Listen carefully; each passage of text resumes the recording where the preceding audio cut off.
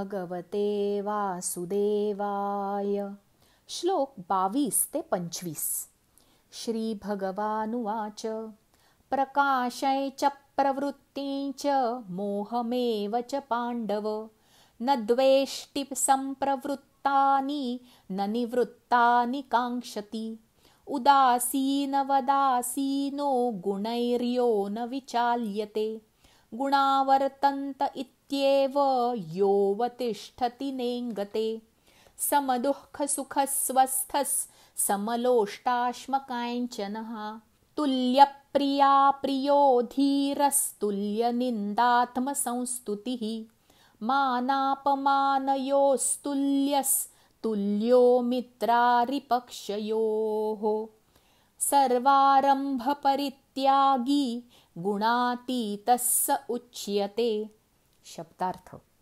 भगवान श्रीकृष्ण म्हणाले, हे अर्जुना, जो पुरुष सत्वगुणाचे कार्यरूप प्रकाश, रजोगुणाचे कार्यरूप प्रवृत्ती आणि तमोगुणाचे कार्यरूप मोह ही प्राप्त झाली असता त्यांचा विषाद मानत नाही आणि प्राप्त झाली नाही तरी त्यांची इच्छाही करत नाही, जो साक्षीरूप राहून गुणांकडून विचलित केला जाऊ शकत नाही आणि गुणच गुणात वावरत आहेत असे समजून जो सच्चिदानंद घन परमात्म्यात एकरूप होऊन राहतो व त्या स्थितीपासून कधी ढळत नाही, जो पुरुष निरंतर आत्मभावात राहून सुखदुःख समान मानतो, माती दगड आणि सोने यांना सारखेच मानतो, ज्याला नावडती आणि आवडती गोष्ट सारखीच वाटते, जो ज्ञानी आहे आणि स्वतःची निंदा व स्तुती ज्याला समान वाटतात, जो मान व अपमान सारखेच मानतो, ज्याची मित्र व शत्रू या दोघांविषयी समान वृत्ती असते, तसेच सर्व कार्यात ज्याला मी करणारा आहे असा अभिमान नसतो, त्याला गुणातीत म्हणतात. भावार्थ. गुणातीत कसा असतो? वर दिलेले गुण आत्तापर्यंत खूपदा सांगितले.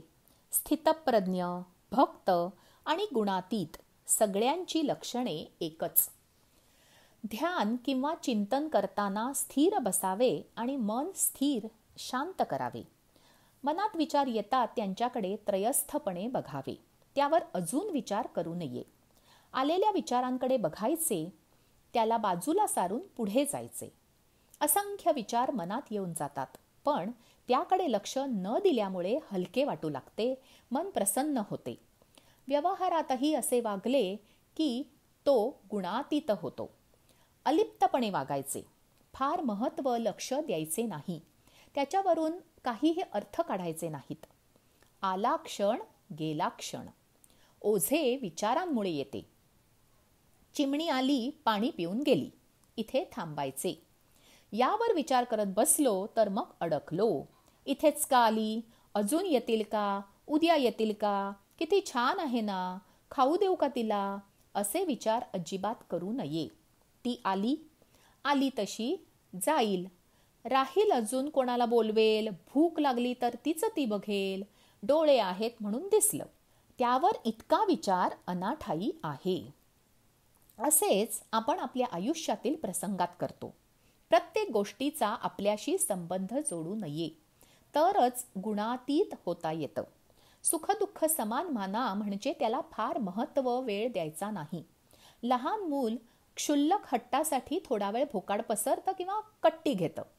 मोठी माणसे क्षुल्लक अट्टाहासासाठी आयुष्यभर आरडाओरड करतात किंवा अबोला धरतात. लहान मूल ती गोष्ट लगेच विसरून जाते, मनात ठेवत नाही. लहान मुले खूप नवीन गोष्टी पाठ करतात. मोठी माणसे नको त्या गोष्टी लक्षात ठेवतात आणि मग त्यांच्या लक्षात राहत नाही. मोठे झाल्यावर आपण आयुष्य कठीण करून ठेवतो, माफ करत नाही.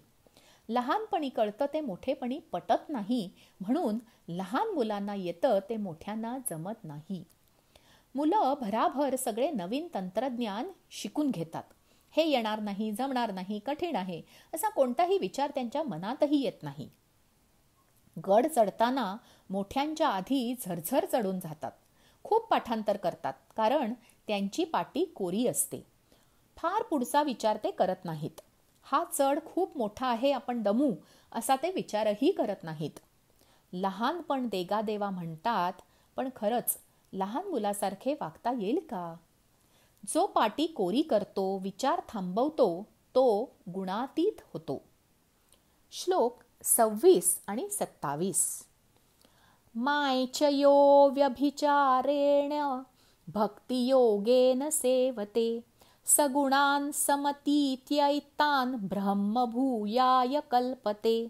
ब्रह्मणो हि प्रतिष्ठाः ममृतस्याव्ययस्य च शाश्वतस्य च धर्मस्य सुखस्यैकान्तिकस्य च.